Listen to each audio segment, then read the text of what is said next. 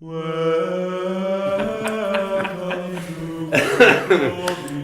me. Kia ora and welcome to the podcast. Welcome. This is Gregorian Chat. Yes, and we have a guest on our show today. Hi, Brendan. Yeah, fellas, good to be back. Yes. I can't believe we're having you back after the last episode. I know, the audience ratings plummeted. Yeah. You know. Yeah. We talked about Hugh Hefner, if you recall. That's right. Yeah. Right. You guys are deviants. I came back for sexual themed shows.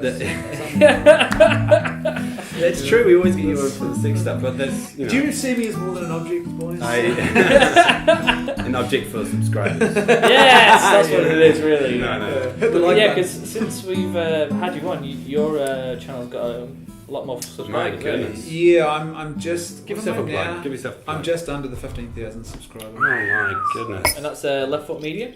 Yeah, watch lfm.com. There's a daily piece of content called the Daily Question now from Monday to Friday, and then sort of Crikey. longer form stuff as well. Oh, wow. Very There you go. good. There you go. But today's episode is part one of a 3-part mini-series that we're doing called Is the Catholic Church Homophobic? There we go. That's a big question, isn't it? There's lots going around in the media at the moment, especially with Israel Folau, which we dealt with a couple of episodes ago. Not him in person, but No. we didn't deal I with mean, him. I asked him, but he wasn't in comment. But yes, it's a lot floating around.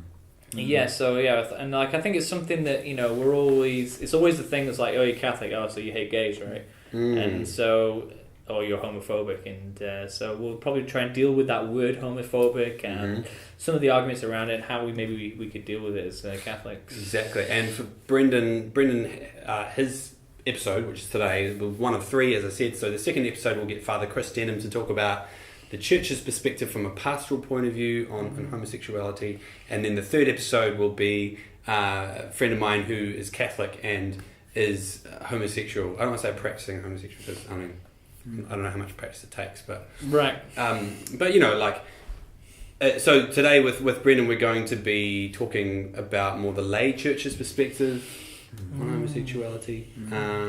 But yeah, my first question coming into this podcast was the word homophobic, right? Like, let's pull that apart a bit.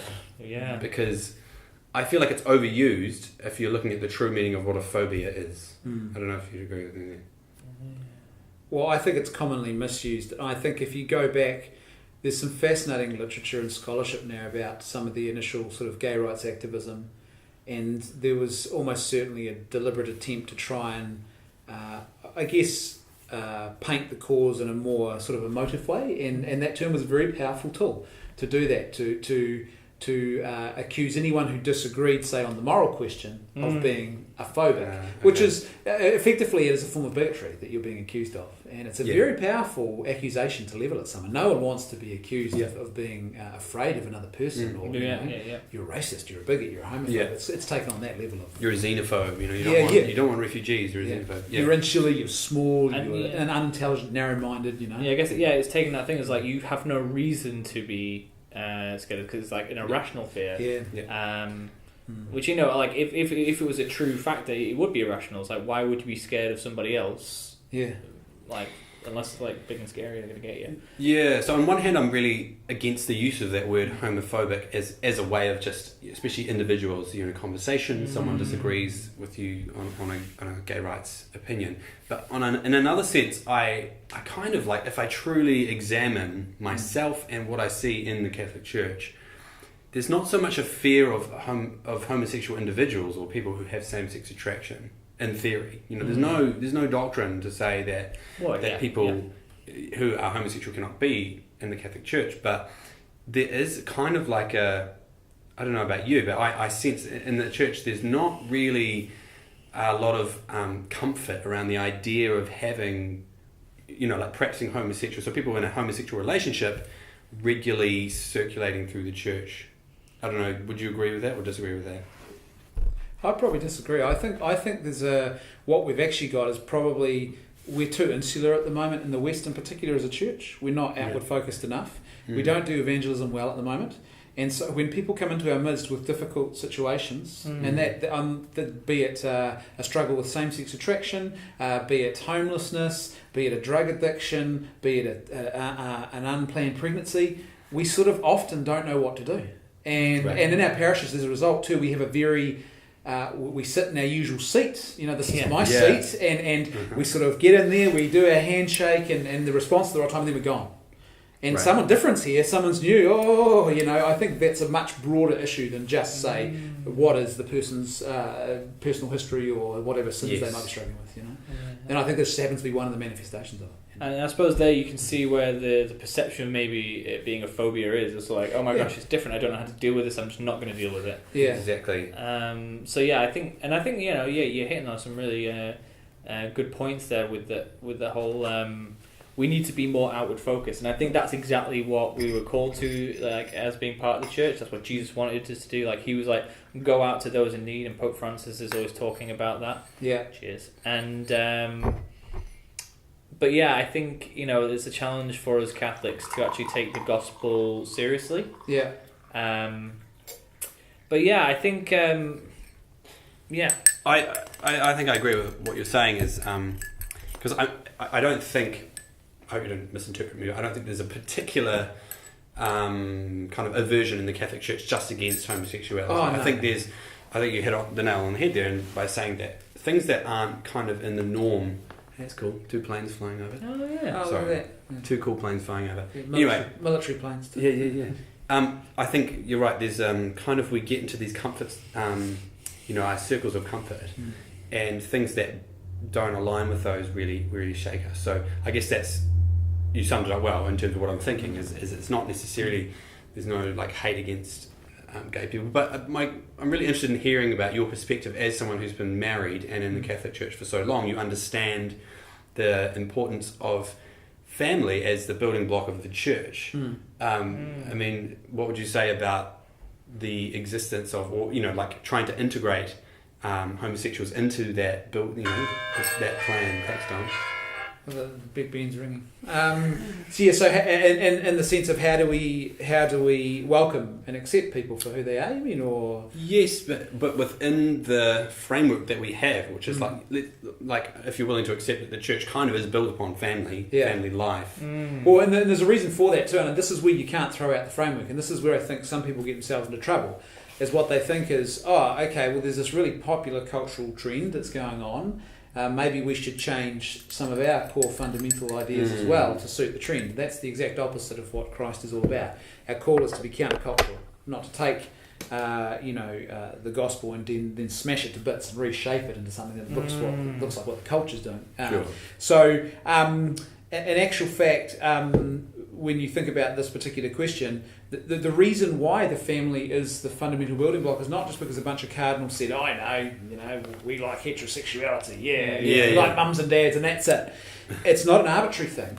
Every family is a living, breathing, flesh and blood icon of the Trinity. You have the mother and the father who give of themselves in profound love to each other, and in a physical way that love actually brings forth new life and fruitfulness. And so it's a representation of the Trinity.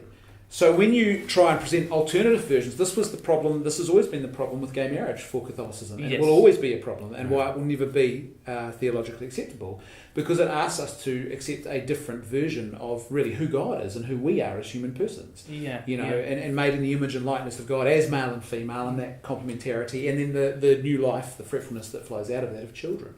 So you can't sacrifice that. But what we can do is, and should do, is we should have that same familial openness and love like Christ does, like God does for any of his children, for people who come through our doors, no matter what their struggles happen to be.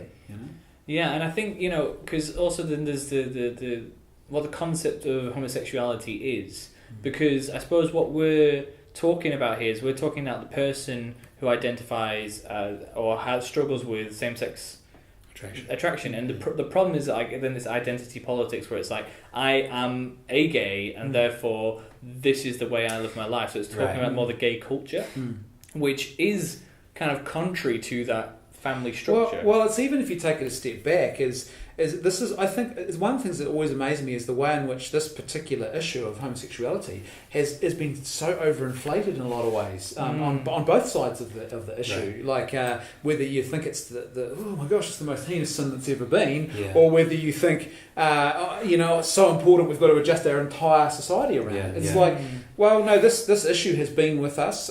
We've always had, and a very small percentage of every population has a same-sex attraction. It's always been that way, somewhere between sort of 2 and 5%, depending on which society or period you've lived in. And so it's been there. It's always been something that's been part of human society. For some reason now it's been elevated, though, to this sort of... and with the question of identity politics, very much so, this idea of people identifying themselves by their sexual desire or by their sexual preference or whatever it is about their sexuality that now has become more important than the very concept of their personhood in some way. And I wonder how much that phenomenon has worked against, I guess, homosexuals. Having the gay rights movement or activists, as you would say, is a very political thing. There's a lot that comes with that package, and it's not just people being accepted for who they are. There's a whole lot of like the nose under the camel's tent.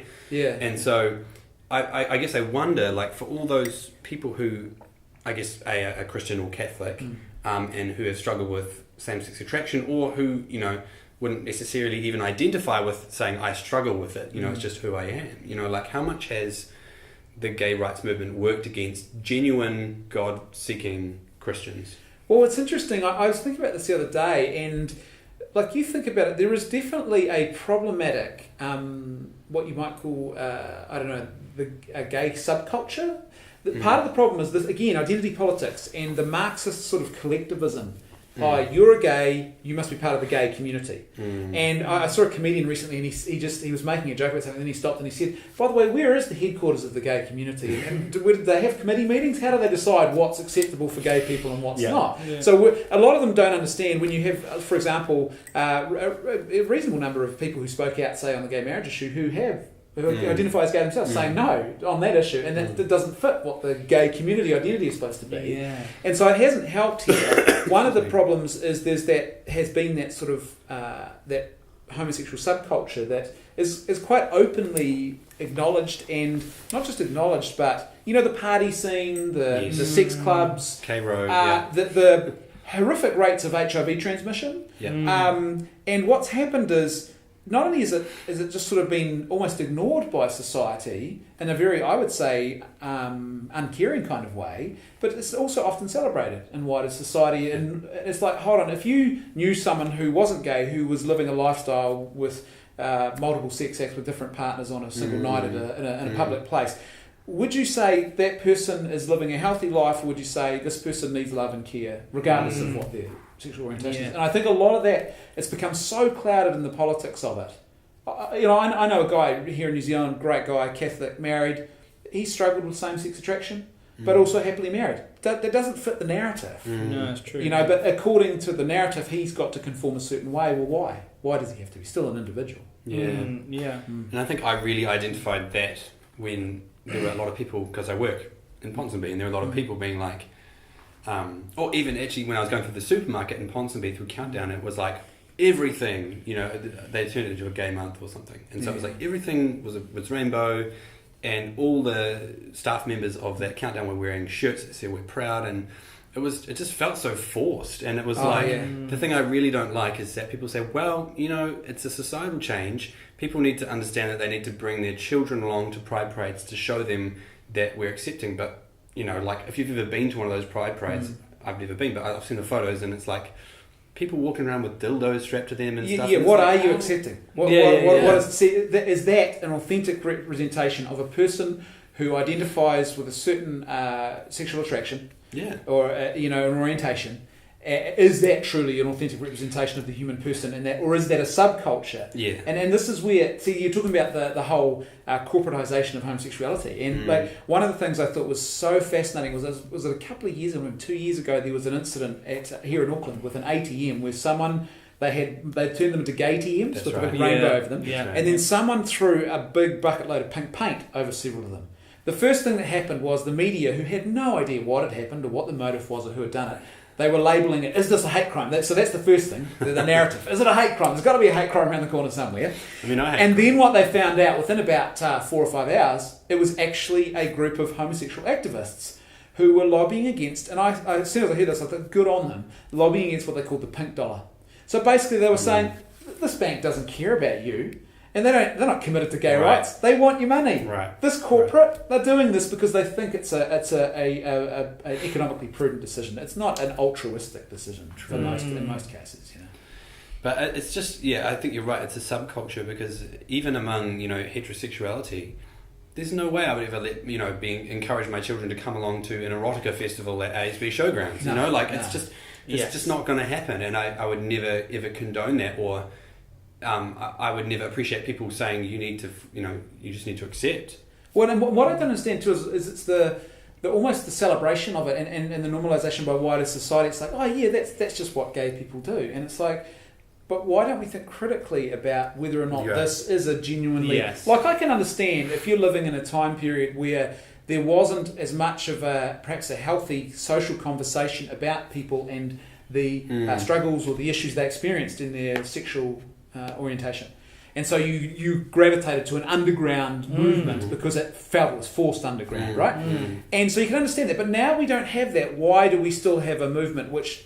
And even you've got gay academics and others who have written and who have commentated on this. This is a troubling and problematic subculture that we shouldn't be celebrating because of what it does to gay men. Yeah, and I think it's drawing away from the human person, because I think especially with things like theology of the body, the church has made a real effort in addressing our humanity. I mean, for now, Jesus became a man, and the incarnation is what makes everything in Catholic teaching so important. And I think I feel like the church is saying, oh no, you're a human person, you're a child of God, you're loved, and they're like, screw that, I'm gay, and you need to accept this. And it's like, well, again, it's like this subculture, it's this over eroticization, and thus this identity as homosexual rather. Well, and it's really an over-sexualization of the human person. Sexuality is profoundly important. It's a profoundly important part of who we are. But it happens even, I would argue, even within Catholicism. One of the misinterpretations of theology of the body perhaps has been to go too far in the other direction, sort of over-sexualize a lot of things. And that has been thankfully it's not a major trend, but it has been a trend at times in the last few years. And this interesting insight, you're talking about the incarnation as... God becomes one of us, takes on human flesh, and how profound that is. But we're currently in the sort of the period of the ascension now. And what is the ascension? It's Christ taking back that bodily form to God. And that's the call of the church on us, is to take that gift of our physicality and our sexuality and everything it entails and elevate it back towards heaven in our own imperfect striving. We're not going to be perfect at that, but that's the call. Yeah. So... Coming back to our original question, which is the Catholic Church homophobic, and looking at it particularly from the lay church's perspective, what can the lay church do? I guess if there are, which it seems like there are a lot of homosexual people out there who just don't feel welcome. And sure, it's not all on the priests, and it's not all on the Vatican, and it's not all on the lay church. But what can the lay church do to make them feel more welcome? I don't think you need to do anything. I think this is one of the grand deceits, or perhaps the big question: do we need to be doing special things for special groups? Is this identity politics trying to mould the church in a way that's not healthy? What did Christ do? He just loved people where they were, but he loved people and called them out of where they were if where they were wasn't good. But he loved them, and so whoever comes through your door, do you love them and accept the person? At the same time, do we, we don't want to fall into this identity politics mode of thinking, well, this group requires a special kind of treatment. No, they require the same love that any of us, whether you're an adulterer, a serial adulterer who walks through the door of Catholic Church, or whether you are someone who has an issue with same-sex attraction and might be living an actively gay lifestyle, right? You might have just walked in from a club and you walked into a church. Why would we treat you any differently? Why? There is no reason to treat you differently. You're an equal. And surely this is the whole point of the gay rights movement, was a fight for equality. Well, equality, what it looks like in an authentic Christian sense, is we love every person as Christ loves every person. And I think it's like getting back to what you were saying at the very beginning. It's about getting out of sitting in the same seat, doing the right responses and getting out. It's about... Our response to this should be, let's engage with the gospel more personally, let's understand the scriptures, and then let's let it affect our lives, so that when we do come across anybody, we are acting, with Christ in mind. Yeah, and let's also, what that means is, just like Christ does, he doesn't shy away from telling the truth. People love to quote the woman at the well as if somehow it was Jesus saying he was okay with what was going on. It's the exact opposite. When you look at that account, what happens in that account? When Jesus meets the woman at the well, he knows full well what's been going on and all the sexual sin, and he says to her, "And why don't you go and get your husband?" That's like the most arrogant and cocky thing you could say to someone in a situation. And she goes, "I haven't got a husband." He goes, "Yeah, you're right, you haven't." And it's like, it's just so confrontational. But the point is that it's done from a point of love. He's not doing it to get for one-upmanship. He's not doing it out of hate or to win a political argument. He's doing it out of genuine concern for her soul and her well-being. You know? I think what I'm thinking of is obvious, because obviously, as you say, we're not going to be making these kind of like doctrinal changes and things like that. That's not going to happen. But I guess my thing is, I think there needs to be more practical steps in the mind of each individual Catholic. For instance, something that I've had to make a conscious decision, and I still struggle with it, is like removing that homosexuals or gay people from a category in your mind where it's like okay to make jokes about them, and so and this is something that I know I had a really good conversation with my friend about this, and he said there was a transsexual guy at his work, and a lot of people, he decided to come out, and so my friend said, well, he was just straight up with him and said, well, I can't say that I agree with what you're doing, or I can understand what you're going through is hard, and I just want you to know that, it puts me in a hard position as a Christian, because I'm not just going to say, oh, well, just do what you want. I will stand up for what I believe, but he found that the other people in his workplace were actually saying that they were more accepting of this person, but then behind that guy's back they would kind of have a few jokes about here and there, the old pun or something about a transsexual person, and like I said, I'm the first one to blame, but I think practical steps like that needs to be stopped, in terms of people who are homosexual, being able to even just come through that door, as you say, even if they are just coming straight from a club, it's like they're never going to come through if they are still a group who are made fun of. And I think saying that doesn't at all detract from what we believe. In fact we believe that every person has a dignity and has worth as a human being. And so I think, especially if you're watching this podcast and you identify as gay or Catholic or something, I don't know, give us a comment. Would you agree with that? Things like that as helpful steps, or is it not enough? Is there more that needs to be done? But and I think it's like always, if you want to convert someone else, the first person you need to convert is yourself. And so like, rather than say, okay, I'm going to change the church so that you feel more comfortable, it's like, actually maybe I'm going to change who I am so then you understand more why we do this certain thing, or so that Christ is more approachable to you through me. So rather than it's like I've been making heaps of gay jokes and I go and talk to a gay person and I'm loving to them to their face, it's like actually no, I'm gonna start thinking about the words that I say. I'm gonna think about, are they loving? Are they making Christ approachable? And then I suppose that's the changes we could make in ourselves. But that's not just to gay people. That's to everyone. That's to homeless people. That's to drug addicts. That's to whoever you meet. Well, I think too is that we've got to realise and accept that we don't save anyone, and we can't save anyone. And I think part of this now is there is a sort of saviour complex, if you like, amongst some within the church. And this is where this tendency to want to try and change church doctrine, I think, comes from. We'll save the world and we'll save everyone by changing things.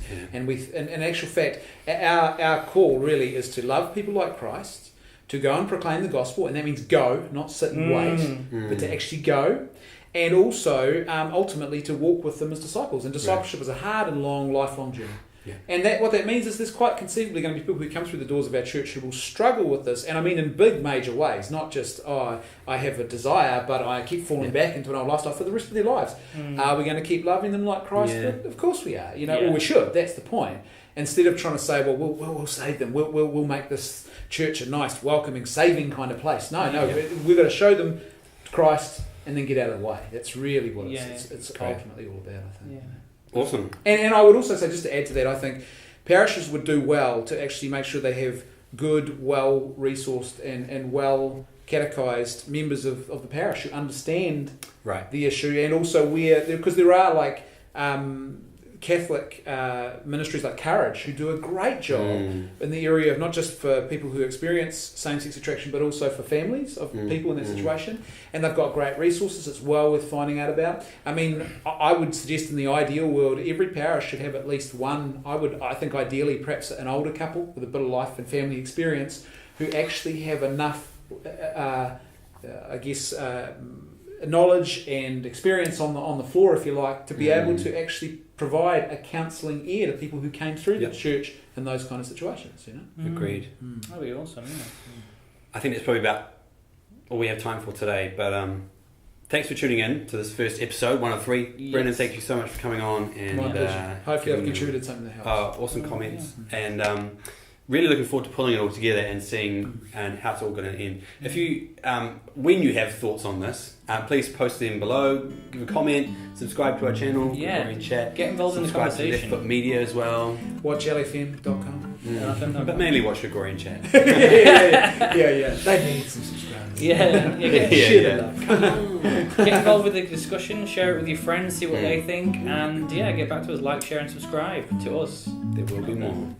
Okay, God bless. Kia ora.